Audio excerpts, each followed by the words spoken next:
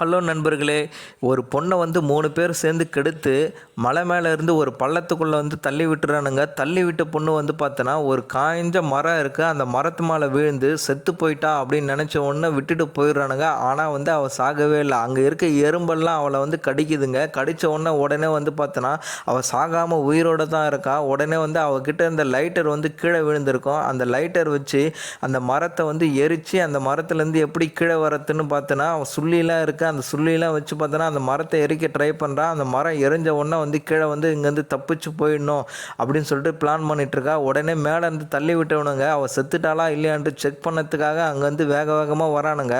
வந்து பார்க்கும்போது வந்து பார்த்தோன்னா அவள் அங்கே இல்லை.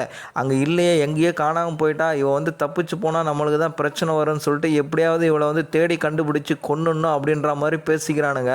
பேசிக்கிட்டு இருக்கும்போது அவன் வரத்துக்குள்ளே வந்து பார்த்தோன்னா இங்கேருந்து ஓடி போயிடணும் அப்படின்ட்டு பிளான் பண்ணுறான். உடனே வந்து பார்க்குறானுங்க, ஆளை காணோம். டே எல்லாம் உன்னால தான்டா பிரச்சனை வந்தது, தேவையில்லாமல் பிரச்சனையில் மாட்டிக்கணும் அப்படின்னு சொல்லிட்டு எல்லாருமே சண்டை போட்டுக்கிறானுங்க.